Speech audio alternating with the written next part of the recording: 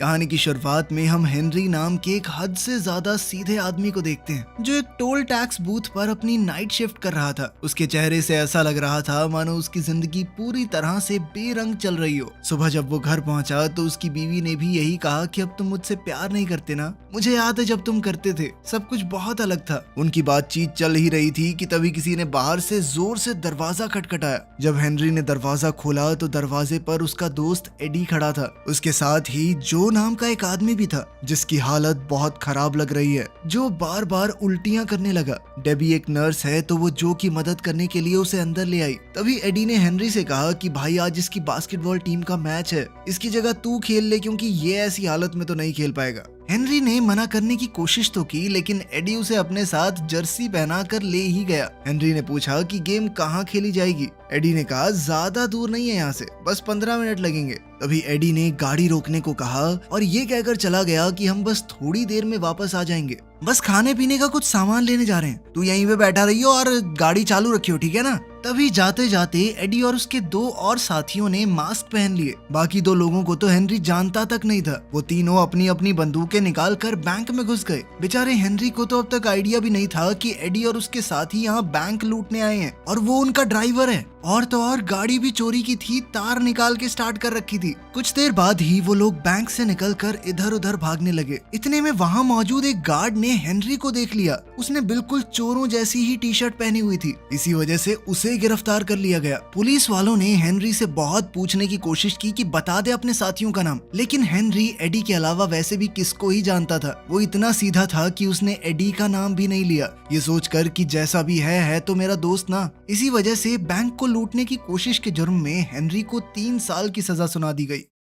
Jail में जाते ही उसकी मुलाकात मैक्स से हुई। मैक्स हेनरी से बहुत अच्छे से बात करने लगा। अगले दिन नाश्ता करते वक्त मैक्स ने हेनरी से कहा कि यहाँ हर कैदी के कभी कुछ सपने हुआ करते थे, लेकिन फिर उनकी जिंदगी में कोई ना कोई अनहोनी हो गई और फिर यहाँ पहुँच गए। तुम्हारा सपना क्या है? हेनरी ने जवाब दिया कि मेरा कोई सपना नहीं है। ये सुनते हुए मैक्स ने कहा कि कोई भी सपना ना देखना तो सबसे बड़ा जुर्म है, तो बताओ क्या है तुम्हारा सपना? हेनरी ने फिर से वही जवाब दिया तो मैक्स ने कहा कि ऐसी जिंदगी का क्या फायदा जिसका कोई सपना ही ना हो। इसी तरह 6 महीने बीत गए। डेबी हेनरी से जेल में मिलने आई और कहा कि मुझे तुम्हें कुछ जरूरी बात बतानी है। डेबी ने उसे बताया कि मुझे किसी से प्यार हो गया है, लेकिन हेनरी ने बड़ा दिल रखते हुए कहा कि कोई बात नहीं, मैं बस यही चाहता हूँ कि तुम खुश रहो, अगर मेरे साथ नहीं रह सकती तो किसी और के साथ ही सही। उधर मैक्स को अब जेल ही अपने घर जैसी लगती थी। सभी कैदी आपस में बातचीत करने लगे कि जब पिछली बार तुझे एक पैरोल ऑफिसर ने पूछा था कि अगर हम मैक्स तुम्हें बाहर निकाल दें तो तुम हमारे लिए क्या करोगे, तो तूने क्या जवाब दिया था मैक्स? जिस पर मैक्स ने जवाब दिया कि मैं तुम्हारे घर में घुसकर तुम्हारे कुत्ते को मार दूंगा, तुम्हारे घर को आग लगा दूंगा और वहाँ रहने वाली हर जिंदा चीज की जुबान काट लूंगा मैं। फिर बाद में हेनरी से पूछा गया कि तुम्हारा रिव्यू कब है, जिस पर हेनरी ने जवाब दिया अगले महीने।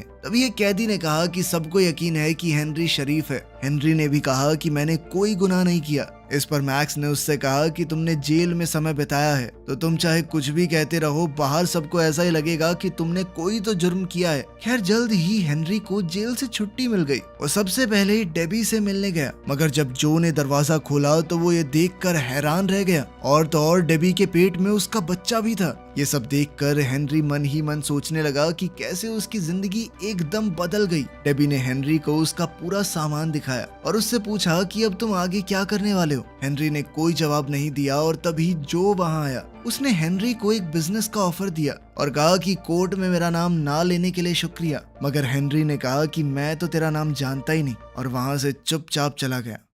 बाद में हेनरी उसी बैंक के सामने जाकर खड़ा हो गया जहां से ये सारी वारदात शुरू हुई थी, लेकिन तभी एक गाड़ी ने उसे टक्कर मार दी और वो जमीन पर गिर गया। वो गाड़ी जूली नाम की एक औरत चला रही थी। जूली ने हेनरी को बहुत बुरा भला कहा और फिर पूछा कि तुम ठीक तो हो। तभी वहाँ बैंक का गार्ड भी आया और एम्बुलेंस बुलाने को कहने लगा, लेकिन हेनरी ने इसके लिए मना कर दिया। इसके बाद गार्ड उसे थोड़ा सहारा देते हुए साथ वाले कैफे में ले गया जहाँ जूली भी उनके पीछे पीछे आई और हेनरी ने जूली से कहा कि मैंने तुम्हें कहीं तो देखा है। इस पर जूली ने कहा कि मुझे मत देखो, सड़क पर देखकर चला करो, और ये कहकर वो वहाँ से चली गई। जब हेनरी बाथरूम में गया तो उसकी नजर दीवार पर चिपकी हुई न्यूज पर पड़ी। 80 साल पुरानी उस न्यूज़पेपर कटिंग में बैंक में हुई एक चोरी से जुड़ा हुआ आर्टिकल था। वो चोरी एक अंडरग्राउंड टनल के जरिए की गई थी जो बैंक के पीछे मौजूद एक थिएटर से जुड़ी हुई है। ये टनल बिल्कुल बैंक की तिजोरी के नीचे से जाती है। इसके बाद हेनरी सीधा मैक्स से मिलने के लिए जेल में चला गया और उसने मैक्स से कहा कि मुझे अपना सपना मिल गया है। उस बैंक को लूटना ही मेरा सपना है जिसके चक्कर में मैं यहाँ पहुँच गया हूँ। सजा जब काटनी है तो कम से कम चोरी करूँ तो सही।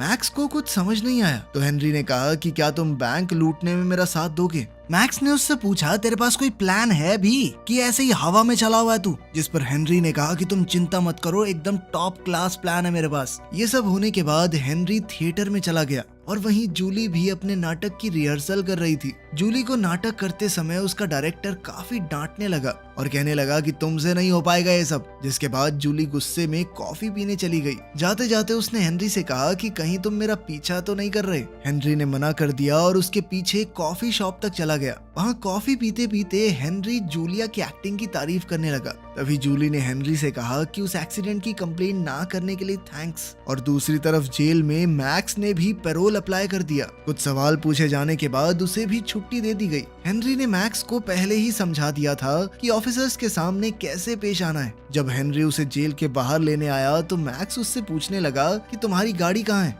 हेनरी ने कहा कि मेरे पास गाड़ी नहीं है। दरअसल हेनरी पैदल ही मैक्स को लेने आ गया था। इस पर मैक्स भड़क गया कि किस पागल के चक्कर में बाहर आ गया मैं। हेलो, वापस ले लो मेरे को, मुझे बाहर नहीं जाना। लेकिन जब हेनरी ने अपना प्लान मैक्स को बताया तो मैक्स ने हैरान होते हुए कहा कि यही तुम्हारा प्लान है। सेम इसी तरीके से 80 साल पहले बैंक को लूटा गया था और तुम्हारे पास बंदूकें वगैरह हैं क्या। लेकिन हेनरी ने इसके लिए भी मना कर दिया, ये कहते हुए कि मैं किसी को नुकसान नहीं पहुंचाना चाहता। इस पर मैक्स ने कहा कि हाँ बे मदर टेरेसा, बहुत अच्छी बात है, लेकिन पिछली बार जब चोरी हुई उसके बाद ये भी तो हो सकता है कि बैंक वालों ने तिजोरी की लोकेशन बदल दी हो और अब वो उस टनल के ऊपर हो ही ना। इस बात का पता लगाने के लिए उन्हें बैंक जाना होगा। बैंक में जाकर वो वहाँ के असिस्टेंट मैनेजर से मिले। उन्हें अंदर जाते हुए बैंक के गार्ड ने बहुत ध्यान से देखा। मैक्स ने बैंक के असिस्टेंट मैनेजर से बातचीत करते हुए बड़ी ही चालाकी से ये बात कंफर्म कर ली कि जब से बैंक को बनाया गया है तब से उसकी तिजोरी को कभी भी अपनी जगह से हिलाया नहीं गया। उसने ये सब इतनी चालाकी से किया कि मैनेजर को घंटा शक नहीं हुआ, लेकिन गार्ड की नजर अब भी उनके ऊपर थी। इसके बाद दोनों उस टनल की जाँच करने के लिए थिएटर में गए। वहाँ जूलिया हेनरी को फिर से देखकर हैरान हो गई और इस बार तो मैक्स भी उसके साथ था। लेकिन तभी मैक्स बोल पड़ा कि जब मैं जवान था तो मैंने यहाँ बहुत सारे प्लेस किए हैं, मैं हेनरी को यही दिखाने यहाँ लाया हूँ। आपको कोई एतराज तो नहीं अगर मैं थिएटर को अंदर से देख लूं? अंदर जाते हुए जूली ने मैक्स से पूछा कि वो कौन कौन से नाटक यहाँ कर चुके हैं। तो मैक्स ने सीधा शेक्सपियर का नाम ले दिया। फिर मैक्स ने कहा कि मेरी यहाँ बहुत सी यादें हैं, तो मैं थिएटर का कोना कोना देखना चाहता हूँ, जिसके लिए मैक्स को परमिशन मिल भी गई। मैक्स के जाते ही जूली ने हेनरी से पूछा कि ये तुम्हारे पिता हैं क्या, जिस पर हेनरी ने जवाब दिया कि नहीं नहीं, अच्छा दोस्त है सिर्फ। दूसरी तरफ थिएटर का एक आदमी मैक्स को थिएटर दिखाते हुए टनल वाले दरवाजे के पास ले गया और मैक्स उसका जायजा लेने लगा। दूसरी तरफ जब जूलिया ने हेनरी से सवाल किया कि तुम क्या करते हो, तो हेनरी ने सीधा सीधा बता दिया कि मैं हाल ही में जेल से छूटा हूँ, अभी तो कुछ नहीं करता। जूलिया चौंक गई, जेल में क्यों थे तुमने कोई मर्डर वगैरह किया होगा ना। जिस पर हेनरी ने कहा कि एक लंबी कहानी है, फिर कभी सुनाऊंगा। जिसके बाद उन्होंने आज शाम को डिनर पर मिलने का प्लान बनाया। घर जाकर मैक्स ने हेनरी को बताया कि वो टनल एक ग्रीन रूम की दीवार से जाती है, तो हमें कुछ भी करके उस ग्रीन रूम को हथियाना पड़ेगा। लेकिन हेनरी का ध्यान तो सिर्फ तैयार होने में था, क्योंकि जूली के साथ डेट पर जो जाना है। और उसने मैक्स से पूछा कि मैं कैसा लग रहा हूँ। तो मैक्स ने हंसते हुए कहा कि हमेशा की तरह अपने जैसे ही लग रहे हो, और जाओ अपनी डेट एंजॉय करो, बाद में करेंगे प्लानिंग। उनकी डेट के दौरान जूली ने हेनरी को बताया कि मैं बहुत बड़ी एक्ट्रेस बनना चाहती हूँ, मैं चाहती हूँ कि सब लोग मेरा नाम जानते हो। उनकी डेट के दौरान हेनरी ने जूली को पूरा सच बताया कि किस तरह उसे जेल हुई थी और अब वो सच में बैंक लूटना चाहता है। जूली उसका प्लान सुनकर हैरान तो काफी हो गई थी, लेकिन अब उसे हेनरी का साथ पसंद आने लगा था। फिर दोनों घर आ गए और अब उनके बीच की नजदीकियां बहुत ज्यादा बढ़ गई। अगली सुबह हेनरी और जूली मैक्स के घर गए, मगर मैक्स जूली को देखकर खुश नहीं था। तो हेनरी ने मैक्स से कहा कि टेंशन मत लो, ये हमारे साथ ही काम करेगी। लेकिन तभी मैक्स हेनरी को साइड में ले जाकर उस पर भड़क गया कि तुमने इसे पूरा प्लान क्यों बताया। थोड़ी देर बाद खाना खाते वक्त जूलिया ने मैक्स से सवाल पूछा कि तुम जेल में क्या कर रहे हो, जिस पर मैक्स ने बताया कि मैंने कई खून किए हैं। इस पर जूली ने उससे पूछा कि तुमने इतने सारे मर्डर किए, तुम्हें पकड़े जाने का डर नहीं था। इस पर मैक्स ने कहा कि मुझे जेल जाना पसंद है, मेरी तो फेवरेट जगह है वो। थिएटर जाते वक्त जूली और हेनरी को आइडिया आया कि क्यों ना हम इस थिएटर में ऑडिशंस रख दें, इससे हम ज्यादा से ज्यादा वक्त यहाँ बिता पाएंगे। लेकिन कुछ देर बाद मैक्स को आइडिया आया कि क्यों ना जिस एक्टर का वो ग्रीन रूम है उसको निकाल के हेनरी को वो रोल दे दिया जाए, फिर हम आराम से खुदाई करते रहेंगे, किसी को कुछ पता नहीं चलेगा। इस पर हेनरी ने कहा कि मुझे एक्टिंग थोड़ा ना आती है, लेकिन मैक्स ने उसे पूरा चढ़ा दिया। अबे शक्ल देख अपनी, नेचुरल एक्टर है तू, तेरे से बढ़िया कोई नहीं कर पाएगा, और वैसे भी ये तो लीड रोल है। कुछ देर बाद वो एक्टर खुद ब खुद प्ले छोड़कर चला गया, ये कहकर कि उसे बहुत बड़ी पिक्चर में काम मिल गया है। लेकिन असल में तो मैक्स ने उसे बेवकूफ बनाया था। जब ये बात जूली को पता चली तो वो बहुत गुस्सा हो गई। तुम लोग मेरा करियर खराब करके मानोगे क्या? हेनरी ने ऑडिशन दिया और वो सिलेक्ट भी हो गया। अब उन्हें और भी आसानी होगी अपना काम पूरा करने में, मगर उन्हें 1-2 दिन में ही एहसास हो गया कि ये टनल का काम 2 लोगों के बस की बात नहीं है, और उन्होंने जो को इस काम में शामिल करने का फैसला किया। बहुत समझाने के बाद जो इस काम को करने के लिए तैयार हो गया, लेकिन सुरंग देखते ही जो बोला कि ये सब करने की क्या जरूरत है, तुम सीधा बंदूक लेकर जाओ और चोरी कर लो। इस पर मैक्स ने जवाब दिया कि तेरी तरह बेवकूफों वाली चोरी नहीं करनी हमें।